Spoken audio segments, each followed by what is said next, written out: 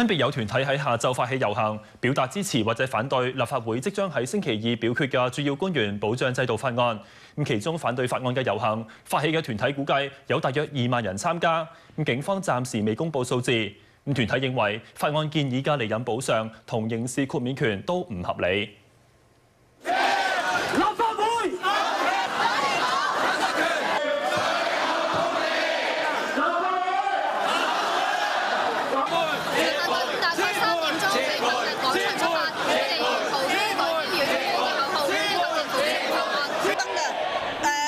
訓都嚟啊！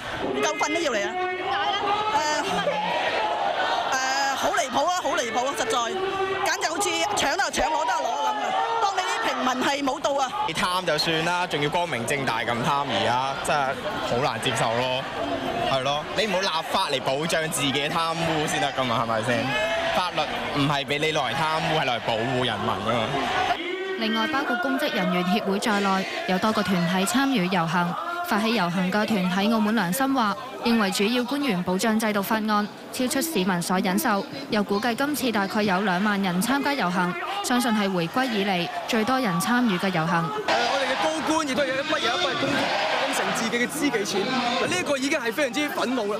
但係原來後嚟越爆就越多，喺小組會黑箱作業之下咧，出到嚟咧，原來特首除咗享有呢個在任嘅刑事豁免權啦，佢本身係現行犯都冇事嘅，即係崔世安拎支槍去打劫，如果佢仲係特首啦，都係冇事嘅。其實我哋同警方最初講嘅人數係1000人以內，但係今次係相信2萬人，係20倍嘅人數，對我哋嚟講亦都係一個好好嘅經驗，一個嘅學習。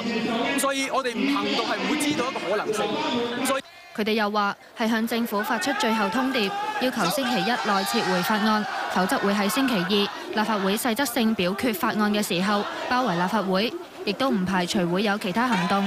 遊行隊伍喺南灣湖水上活動中心解散之後，部分人士去咗西望洋公園集會。澳門電視台記者陳麗常報道。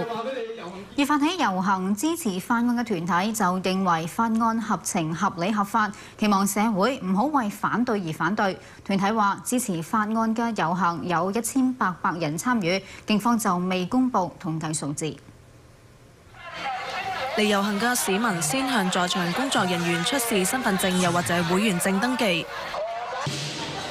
遊行開始嗰陣，現場有舞龍舞獅助興，又高舉橫額。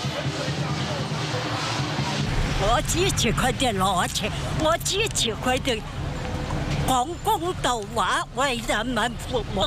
佢係真正為人民嘅，憑佢良心。係講啲乜嘢㗎？我都唔知㗎。你唔知法案就支持啊？點解啊？即係入個會㗎嘛，咁我同我係支持㗎啦。咁但係你支唔支持嗰個高官嗰個離譜方案啊？即係高官離職嘅時候可以攞到成筆錢咁樣走？我就唔支持呢啲啊。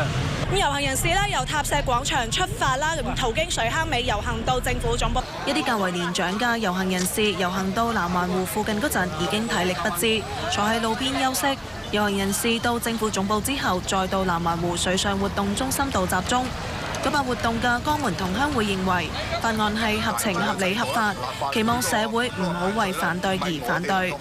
我哋只能夠表達我哋市民嘅意見，唔好因為反對而反對。呢個係我哋同鄉會呢係覺得係最大問題喺呢度啦。我相信呢一個權利係喺立法會議員裏面嘅，係嘛？佢哋可以就佢哋裏面嘅法案呢繼續做一啲詳細嘅討論。至於呢個比例係點樣，幾時係生效，佢哋應該要做一啲詳細嘅討論。對於有傳言指市民參與遊行就可以收取報酬，同鄉會反駁從來冇出錢叫市民遊行。另外有傳媒喺採訪遊行人士期間一度被阻撓採訪。點解拉走婆婆啊？係咪驚婆婆講錯嘢啊？唔會，婆婆點會講錯嘢咧？唔會。會啊！我哋啲會員會講錯嘢。咁如果江門同鄉會就話，相關人士係部分工作人員，因為天氣太熱，擔心公公婆婆嘅身體安全。澳門電視